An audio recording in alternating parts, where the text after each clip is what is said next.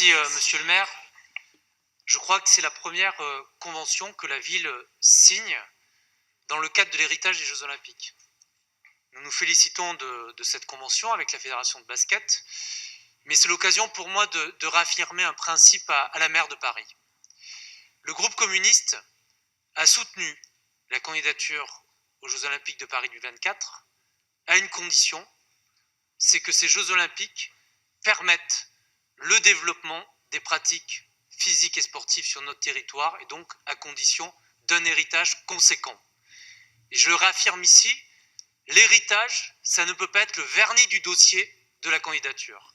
L'héritage, ça doit être la boussole de la candidature de Paris aux Jeux Olympiques.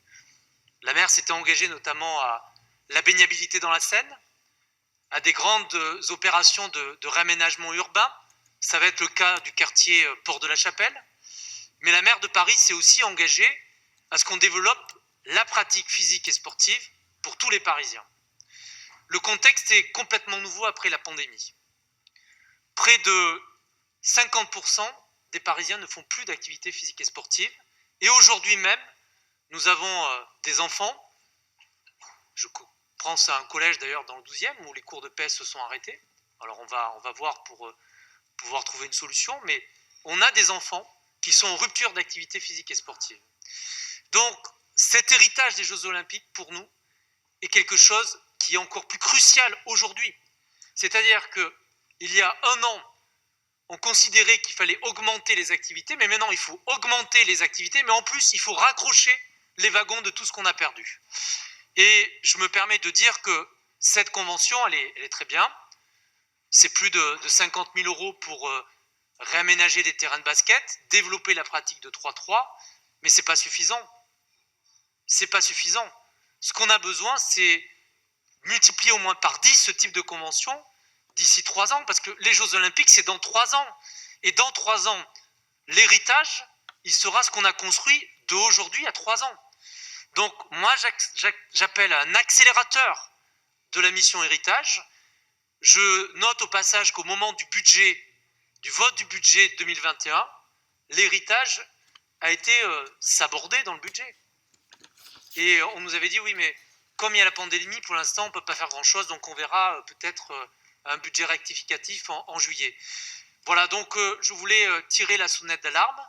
Je voudrais enfin dire sur le 12e, puisque j'ai rencontré les services de la DGS et de la mission héritage sur cette question du 3-3. Nous avons plusieurs terrains de basket de proximité sur des TEP dans le 12e, et le choix des services et de la fédération s'est porté sur un terrain qui s'appelle le TEP Léon Moto, sur d'ailleurs lequel la ville avait déjà un budget de rénovation qui était prévu. Les travaux vont bientôt commencer, mais nous avons quand même un souci de voisinage avec les nuisances liées au basket, et nous avons beaucoup de riverains qui se plaignent de ces nuisances-là. Moi, je souhaiterais que ce type de convention et ce type de terrain puisse être mis en œuvre en accord avec les élus d'arrondissement, avec les maires d'arrondissement et les usagers. Nous avons d'autres terrains dans le 12e, notamment à Bercy, un terrain qui nécessite une réhabilitation. Nous avons les TEP à Léo-Lagrange, où il y a énormément de jeunes qui jouent au basket en pratique libre. Nous avons aussi des terrains à Alamimoun, où il y a aussi une pratique. Donc ça a été un choix sur le TEP Léon Motro, que je ne refuse pas, mais qui a été porté sans avoir eu le temps de la discussion, et j'avais alerté à l'époque en disant, je ne sais pas si c'est le premier qu'il faut qu'on fasse, et il faudrait peut-être revoir et commencer peut-être par Léo-Lagrange, ou par Bercy, ou par Mimoun, avant d'aller sur le moto, qui a déjà d'ailleurs des crédits de la ville. Voilà, ensuite, dernier point sur cette convention d'objectifs avec la Fédération de basket, nous venons d'évoquer la question du sport féminin. Vous le savez, l'appropriation naturelle des terrains en libre accès se fait par les hommes. Et donc, dans cette convention, nous avons besoin aussi d'un accompagnement sur la pratique féminine, et notamment du 3-3 quand il s'agit de l'accès libre.